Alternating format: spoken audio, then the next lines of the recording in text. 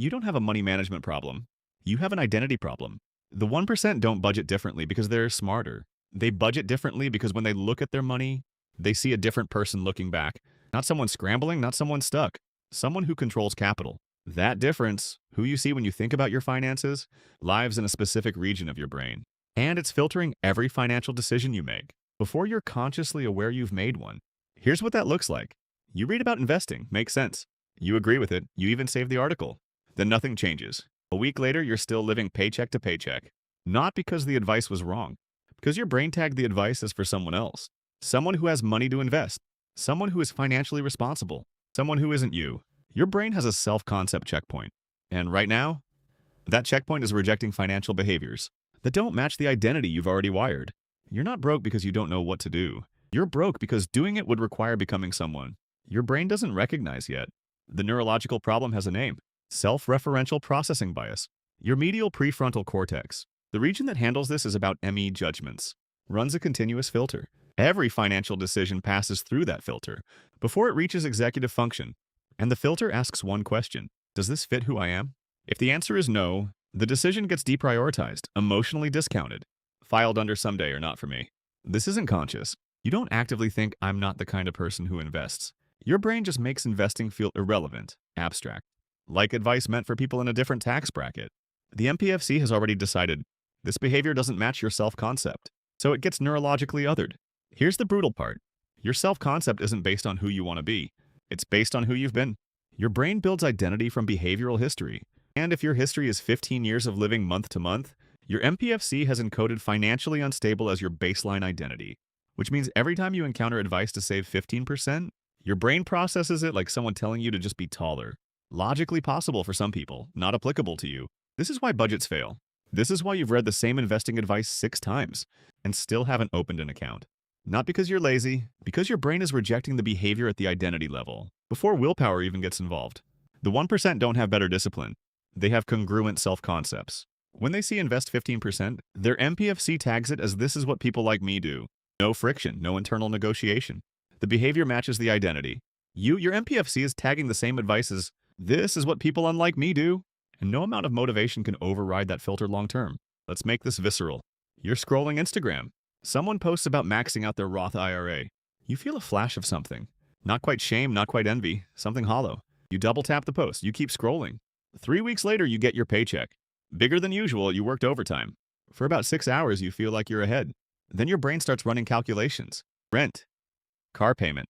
That thing you forgot was auto-renewing. By evening, the extra money is already spoken for. You didn't blow it on anything dumb. It just evaporated into the same obligations it always does.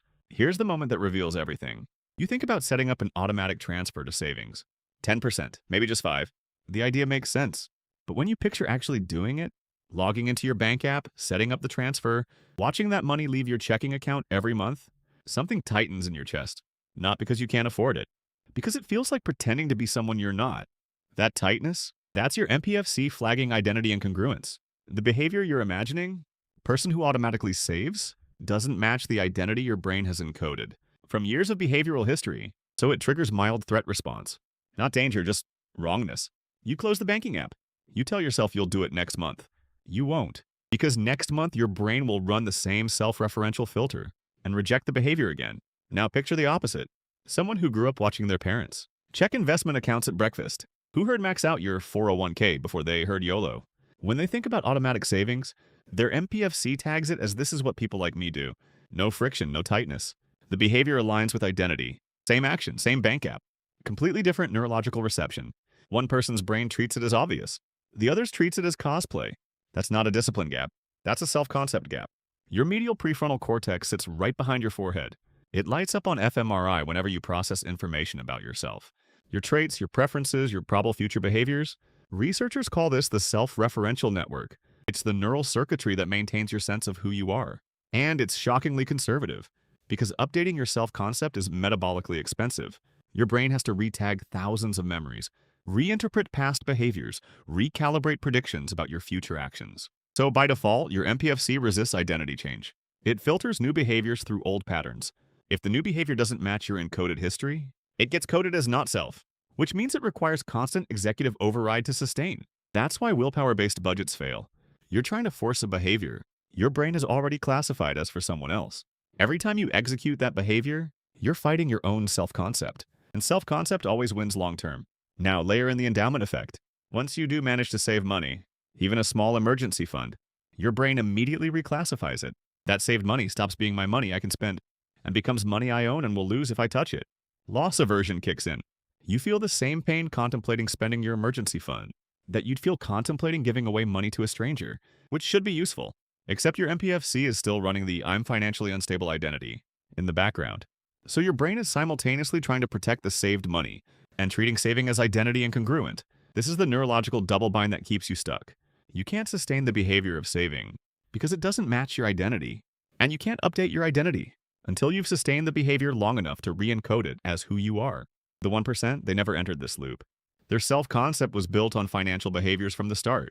So every subsequent behavior reinforces identity rather than fighting it. You need a third path. You can't willpower your way out, and you can't wait for identity to magically shift. You need to rewire the self-concept checkpoint itself, so the behaviors stop feeling like pretending and start feeling like you. Protocol name, Identity-Congruent Anchoring. This is a 3-part system, not 3 tips. 3 sequential stages that re-encode your MPFC's self-concept filters around money. Stage 1, micro-identity proof. Your brain updates self-concept through behavioral evidence, not aspirational thinking. So you need to create small, undeniable proof that you are someone who controls capital. Here's the move. Open a separate account. Label it Capital I Control. Transfer $12 into it. That's it. $1 for each month of the year. Now, and this is critical as do not touch it. Not for emergencies, not for anything. This money exists only to prove to your MPFC that you are capable of owning money without spending it. Every week, open the app. Look at the balance. Let your brain encode the visual. I own this. I'm not spending it. This is who I am now. After 30 days, transfer another $12. Keep the ritual. Open the app weekly. Let the balance grow. Let your MPFC re-tag you as someone who holds capital. Not someone who wants to, someone who does. This is boring, intentionally. You're not trying to save a meaningful amount yet. You're trying to rewire the self-concept filter so that holding money feels identity congruent. Stage 2, automate below the identity threshold. Once you've sustained stage 1 for 60 days, your MPFC has started encoding a new pattern. Now you scale, but still below the threshold that triggers identity rejection. Set up an automatic transfer, not 15%, not 10%. Start at 3%. Transfer it the day after payday into the Capital I Control account. Let it become invisible, let your brain stop tracking it as money I'm losing, and start encoding it as money I never see. This is key. The amount must be small enough that you don't feel it. Because if you feel it, your old identity, I can't afford to save, kicks in, and you'll cancel the transfer within a month. You're not building an emergency fund yet. You're building a self-concept that can build an emergency fund. The MPFC needs 90 days of consistent evidence before it updates its baseline. So for 3 months, just let the 3% disappear. Let your brain normalize the new equilibrium. Stage 3, identity-based percentage shift. After 90 days of automated 3%, open your Capital I Control account. Look at the balance. Now ask yourself out loud, am I the kind of person who saves money? If your brain answers yes without hesitation, you've rewired the checkpoint. Now you can increase the percentage. Move to 6%, then 10%, then 15%. Each increase will feel slightly uncomfortable, but not foreign, not like pretending. Because your MPFC has re-encoded your baseline identity, you're no longer someone trying to save. You're someone who does save, increasing the amount. Now here's the endowment effect payoff. Once you hit a $1,000 in that account, label it your emergency fund. Watch what happens. Your brain will immediately reclassify it. You'll feel loss aversion if you even think about touching it, which means your MPFC is now protecting your savings automatically. Not through willpower, but through identity-congruent loss aversion. From there, the 15-65-20 framework becomes implementable. Not because the math changed, because you did. 15% to capital you control, 65% to non-negotiables, 20% to guilt-free spending. That reinforces your identity as someone who enjoys life and builds wealth. The 1% don't manage money better because they have more. They manage it better because their self-concept allows them to. Now yours does too. If you subscribed to this channel a month ago and you're still watching, check your bank account. I'd bet money something shifted. Not because I gave you a budget, because you started watching yourself differently, and your brain noticed. Subscribing to this channel is not passive consumption. It's a weekly declaration to your MPFC. I am the kind of person who studies how my identity shapes my wealth. Not someone who wants to be that person, someone who is. Your default mode network is listening. It updates your self-concept based on what you consistently pay attention to. And every time you click on one of these videos, you're giving it evidence. I am someone who does the uncomfortable work of rewiring my financial identity, which means subscribing is the first micro-identity proof. You're not supporting a channel. you're re-encoding your baseline. Hit subscribe. Let your brain register it. That's you becoming someone new.